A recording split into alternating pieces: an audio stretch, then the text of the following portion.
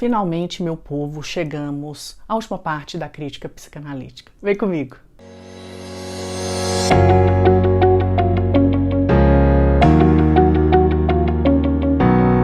Oi gente, tudo bem com vocês? Eu sou Marina Almeida, professora de inglês e de literatura, e hoje a gente vai ver a psicanálise lacaniana, a psicanálise clássica, e essas duas na interpretação de trabalhos literários.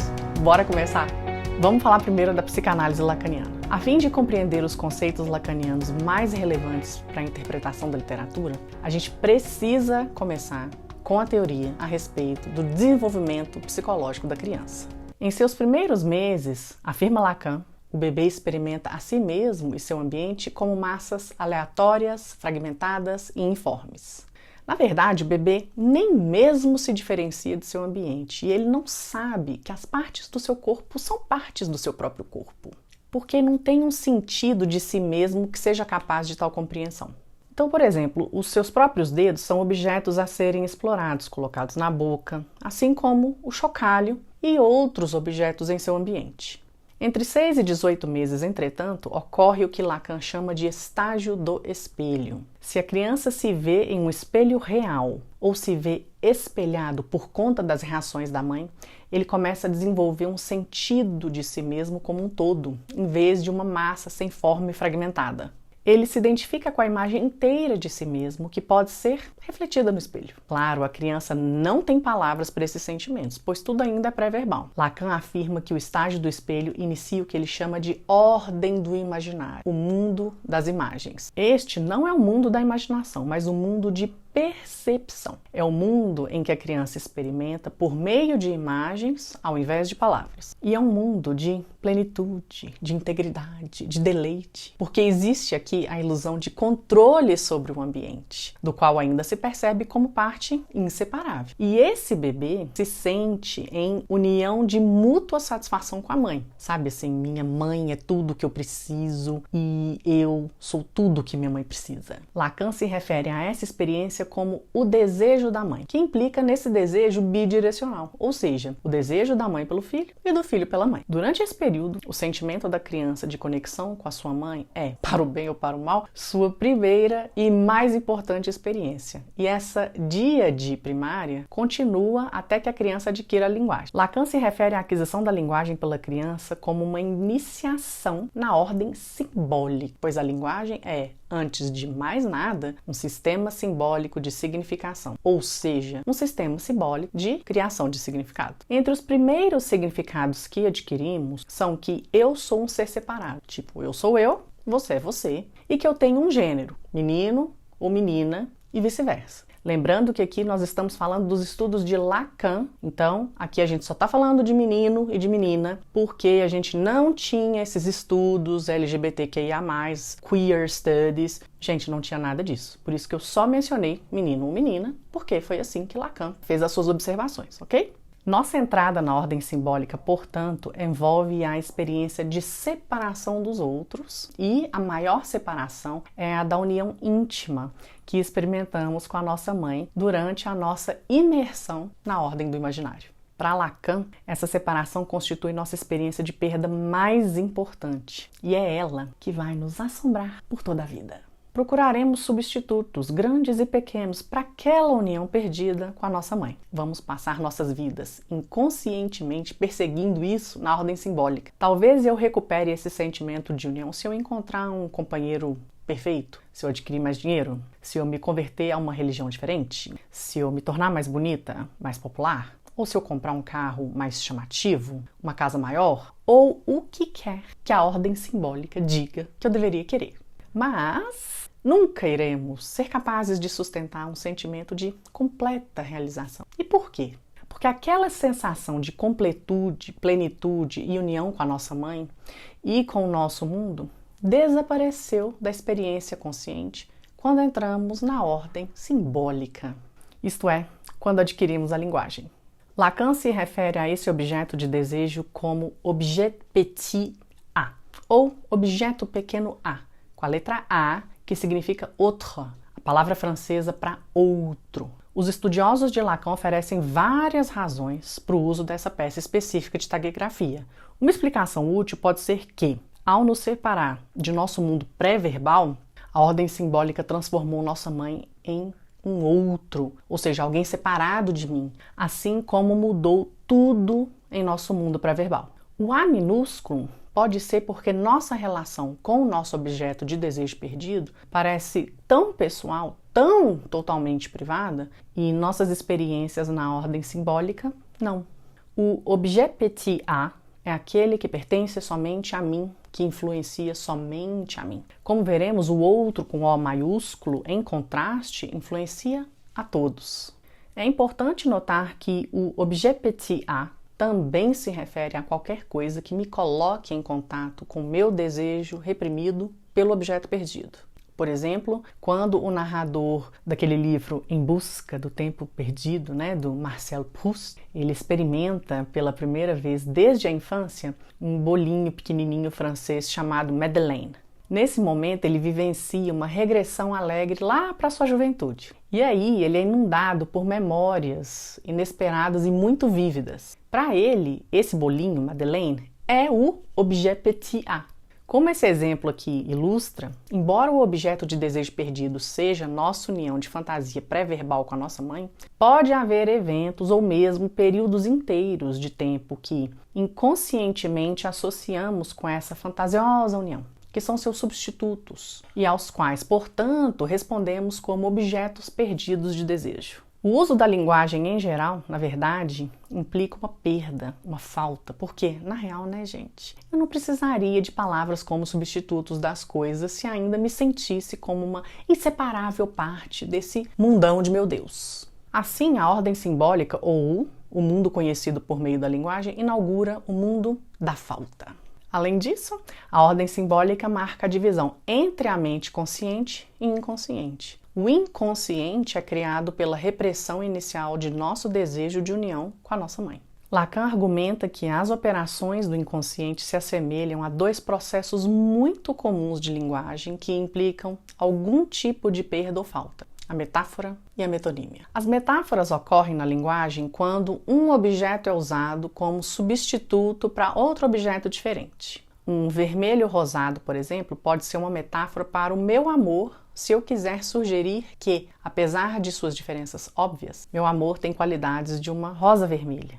Uma beleza impressionante, uma suavidade ao toque, a capacidade de me machucar, já que uma rosa tem espinhos, e assim por diante. A metonímia ocorre na linguagem quando um objeto é associado ou parte de outro objeto é usado como substituto de todo o objeto. Por exemplo, se eu disser, acho que se deve esperar que a coroa se comporte melhor, para indicar que eu não aprovo algo que a rainha Elizabeth fez. A coroa aqui é metonímia para rainha, pois está associada a ela. Observe que tanto a metáfora quanto a metonímia envolvem uma ausência, um tipo de perda ou falta. Ambas são substitutas de algo sendo posto de lado, sabe? As qualidades da rosa e a função da coroa estão momentaneamente em primeiro plano aqui. A metáfora e a metonímia ocupam o palco, não os indivíduos que essas figuras de linguagem representam. A metáfora, observa Lacan, é semelhante ao processo inconsciente denominado condensação. Lembra que a gente falou de condensação no outro vídeo? Vou deixar o card passando aqui para você ir lá ver. Por exemplo, eu posso sonhar que eu estou sendo perseguida por um leão faminto, quando na verdade são os meus credores, ou meu esposo insatisfeito, ou meu empregador que está me aborrecendo. Analogamente, a metonímia é semelhante ao processo inconsciente de deslocamento, porque ambos substituem uma pessoa ou objeto, associando-os a uma outra pessoa ou objeto. Lembra que a gente disse que o deslocamento ocorre quando nós substituímos uma pessoa ou objeto menos ameaçador pela pessoa ou objeto que realmente está nos atingindo? Bom, saímos da ordem do imaginário, o mundo em que tínhamos a ilusão de realização e controle. Agora, habitamos um mundo em que nós e os outros têm necessidades, desejos e medos. Esse novo mundo é um em que existem regras e restrições às quais devemos obedecer. A primeira regra, segundo Lacan, é a regra de que a mãe pertence ao pai e não a mim. Para os meninos, pelo menos, essa iniciação na ordem simbólica é o que Freud chama de proibição edipiana. Pois é através da linguagem que somos socialmente programados, que aprendemos as regras e proibições de nossa sociedade. E essas regras e proibições foram e ainda são de autoria do pai, isto é, homens com autoridade no passado e no presente.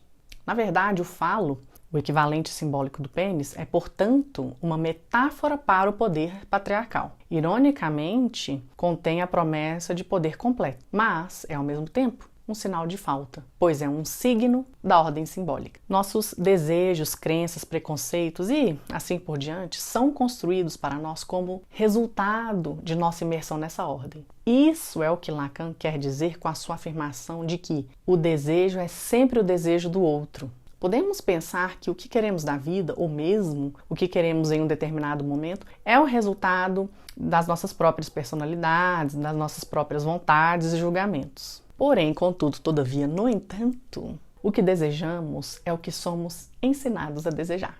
Se fôssemos criados em uma cultura diferente, isso é, em uma diferente ordem simbólica, teríamos desejos diferentes. Essa ordem consiste nas ideologias da sociedade, suas crenças, valores, preconceitos, seu sistema de governo, leis, práticas educacionais, princípios religiosos e por aí vai. E são essas as nossas respostas às ideologias de nossa sociedade que nos tornam quem somos. Isso é o que Lacan explicou quando ele grafou a palavra outro com letra maiúscula. Então esse outro com O maiúsculo refere-se a qualquer coisa que contribua para a criação de nossa subjetividade, ou que nós comumente nos referimos como nossa individualidade. Por exemplo, a ordem simbólica, a linguagem, a ideologia, que são praticamente sinônimos aqui, ou qualquer figura de autoridade ou prática social aceita pela sociedade. É importante notar, no entanto, que ao reprimir, ao tornar inconsciente esse nosso desejo pelo mundo de nossa infância pré-verbal, não estamos reprimindo a ordem imaginária. Em vez disso, ela continua a existir no fundo da consciência, mesmo com a ordem simbólica prevalecendo em primeiro plano. A ordem simbólica domina a cultura humana e a ordem social, pois permanecer apenas na ordem do imaginário é tornar-se incapaz de funcionar em sociedade. No entanto, o imaginário se faz sentir por meio de experiências do tipo que a ordem simbólica classificaria como interpretações errôneas, mal-entendidos ou erros de percepção. Ou seja, a ordem imaginária se faz sentir por meio de qualquer experiência ou ponto de vista que não se conforma adequadamente com as normas sociais e expectativas que constituem a ordem simbólica. No entanto, a ordem do imaginário também é uma fonte fértil de criatividade, sem a qual provavelmente nós não nos reconheceríamos como totalmente humanos. Podemos até argumentar que o profundo valor da ordem do imaginário reside no próprio fato dela não controlar nossas vidas, como a ordem simbólica o faz. Ironicamente, é essa falta de controle que provavelmente nos oferece a única resistência que temos aos sistemas ideológicos que constituem a ordem simbólica. No entanto, Lacan postula que tanto a ordem simbólica quanto a imaginária tentam controlar ou evitar o que ele chama de real. Uma maneira de pensar no real é como aquilo que está além do mundo criado pelas ideologias que a sociedade usa para explicar a existência. Ou seja, o real é a dimensão não interpretável da existência, é a existência sem os filtros e amortecedores da nossa criação de significado.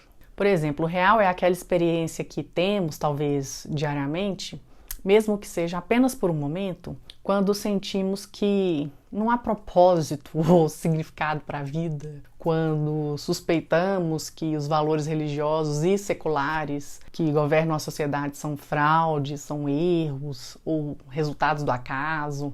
Em outras palavras, a gente experimenta o real quando temos um momentinho que vemos através da ideologia, quando percebemos o que é ideologia, né? Não um conjunto de valores atemporais ou de eternas verdades que fez o mundo como a gente conhece. O real é alguma coisa sobre a qual não podemos saber nada, exceto ter a sensação de ansiedade de vez em quando ela aparece. É por isso que o Lacan chama esse tipo de experiência de trauma do real. E isso nos apavora tanto, né, gente? Porque nos diz que os significados que a sociedade criou para nós são apenas isso, criações da sociedade, mas não nos dá nada no lugar daqueles significados. Então, o trauma do real nos dá apenas a compreensão de que a realidade escondida sob as ideologias que a sociedade criou é uma realidade além da nossa capacidade de saber e explicar, e, portanto, está além da nossa capacidade de controle. Ok, se você aguentou até aqui, você deve estar se perguntando o seguinte: beleza, Marina, mas o que isso tudo tem a ver com a interpretação literária? Bom, o nosso objetivo aqui é que você se familiarize com esse tipo de interpretação para que se sinta, de alguma forma, mais confortável quando estiver diante desse tipo de análise. Talvez a maneira mais confiável de interpretar uma obra literária por meio de uma lente lacaniana, especialmente quando você tenta a abordagem pela primeira vez, é explorar as maneiras pelas quais o texto pode ser estruturado por alguns dos principais conceitos lacanianos que acabamos de discutir, e aí então você pode ver o que essa exploração pode revelar. Algumas perguntas relevantes são essas. Por exemplo, os personagens, eventos ou episódios na narrativa parecem incorporar a ordem imaginária, caso em que envolveria algum tipo de mundo privado, de fantasia ou delirante? Que partes do texto parecem engajadas pela ordem simbólica? Ou seja, onde vemos ideologia e normas sociais no controle do comportamento dos personagens e eventos narrativos? Como é retratada a relação entre essas duas ordens? O que nós aprendemos sobre os personagens se descobrimos que eles investiram seu desejo inconsciente no objet petit a?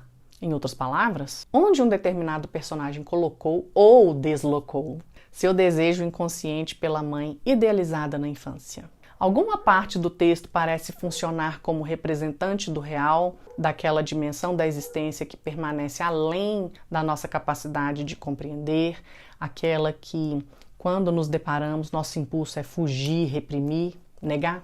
Bom, a psicanálise lacaniana emprega muito mais conceitos e é muito mais complexa do que um breve resumo como esse aqui pode transmitir. Mas, mesmo esses poucos conceitos teóricos e exemplos podem nos permitir começar a entender essa perspectiva única sobre a experiência humana e os insights interessantes sobre a literatura que Lacan nos oferece. Vamos falar agora sobre psicanálise clássica e literatura. Claro, né, pessoal, existem muito mais conceitos na psicanálise clássica do que os que a gente discutiu aqui. E como em todos os campos, há muitas divergências entre os teóricos psicanalíticos clássicos sobre, por exemplo, as maneiras pelas quais nossas personalidades são formadas e as melhores maneiras de tratar o comportamento disfuncional. Entre os críticos literários psicanalíticos há muita discordância sobre como esses conceitos psicanalíticos podem ser melhor aplicados ao nosso estudo da literatura. Será que podemos psicanalizar a vida de um autor a partir da sua produção literária? Em que medida é legítimo psicanalizar personagens literários como se fossem pessoas reais? Ao fazer isso, quais teóricos psicanalíticos nos oferecem os melhores insights? Que papel os leitores desempenham na criação do texto que estão lendo, projetando seus desejos, seus conflitos próprios no trabalho?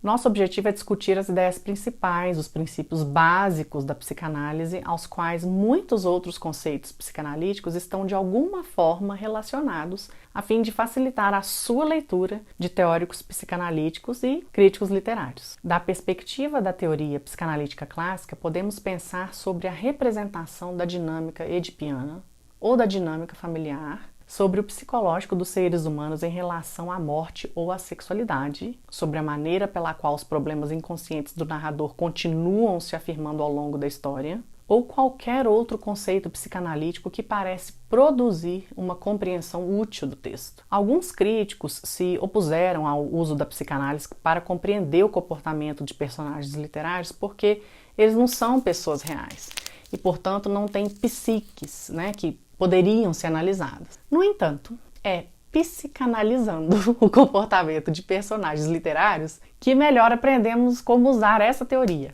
Além disso, essa prática tem sido defendida por muitos críticos psicanalíticos por dois motivos importantes. Motivo 1.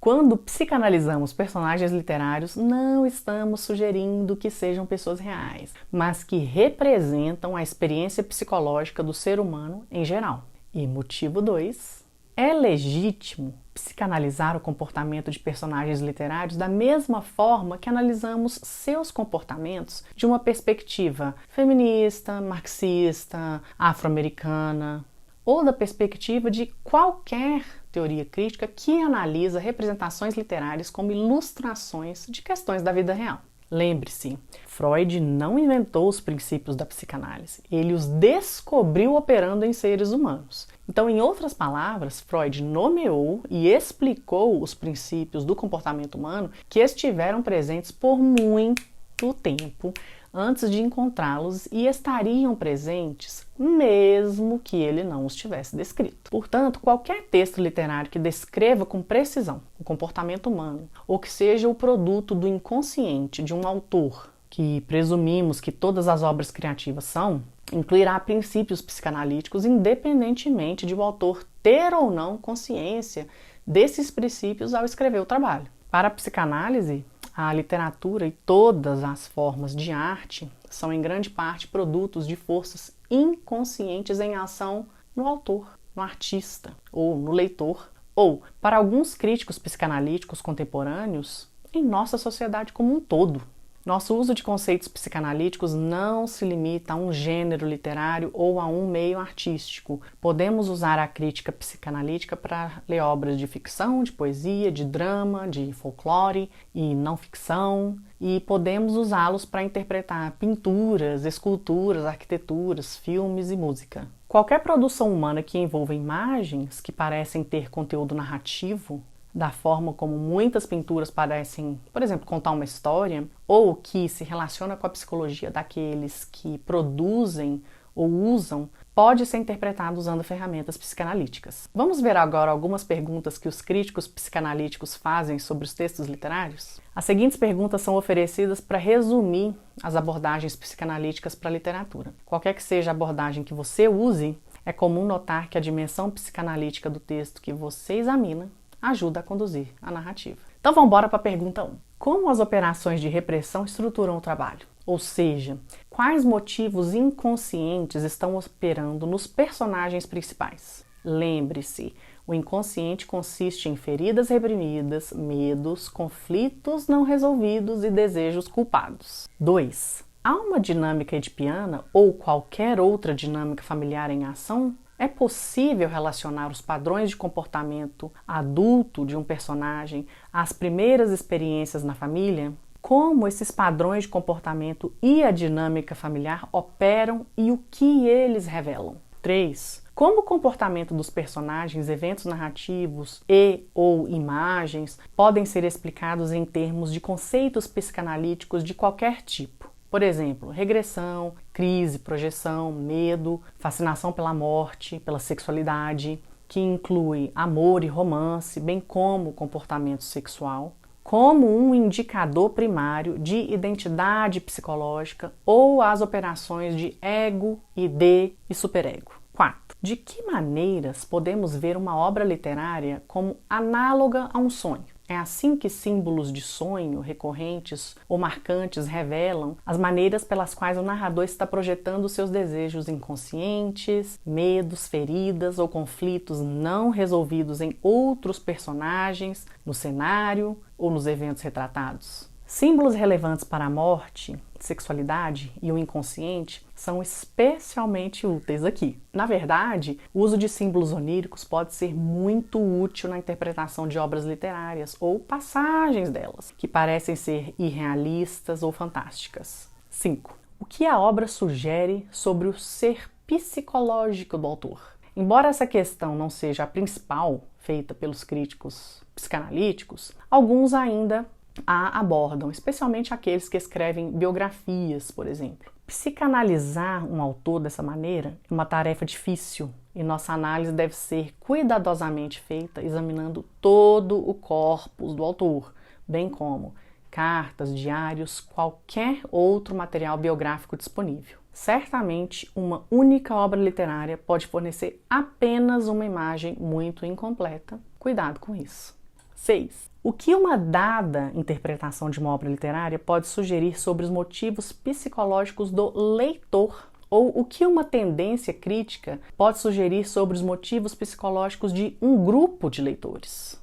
7. De que forma o texto parece revelar os investimentos emocionais dos personagens na ordem simbólica, na ordem do imaginário, na fase do espelho, ou no que Lacan chama de objet petit a? Alguma parte do texto parece representar a noção de Lacan do real? Algum conceito lacaniano explica o texto de forma que podemos dizer que o mesmo é estruturado por um ou mais desses conceitos?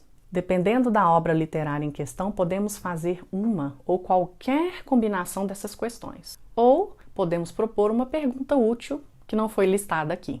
Esses são apenas alguns pontos de partida para nos fazer pensar sobre as obras literárias em formas psicanalíticas produtivas. É importante ter em mente que nem todos os críticos psicanalíticos vão interpretar o mesmo trabalho da mesma maneira, mesmo que eles se concentrem nos mesmos conceitos, né? Porque, como em todos os campos, até mesmo profissionais especializados discordam. O nosso objetivo é usar a psicanálise para ajudar a enriquecer a nossa leitura da literatura e também ajudar a contemplar algumas ideias importantes que talvez não tenhamos visto tão claramente ou tão profundamente sem a psicanálise. Bom, gente, então é isso. Finalmente, né? Finalmente, parabéns para você que chegou até aqui. Guerreiro. Somos guerreiros, né? Estudante de literatura, de letras, gente, é guerreiro. Mas é isso, né? Chegamos à última parte da nossa crítica psicanalítica. Deixe o seu like aqui se você gostou, o seu dislike se você não gostou. Deixe também as suas críticas e sugestões.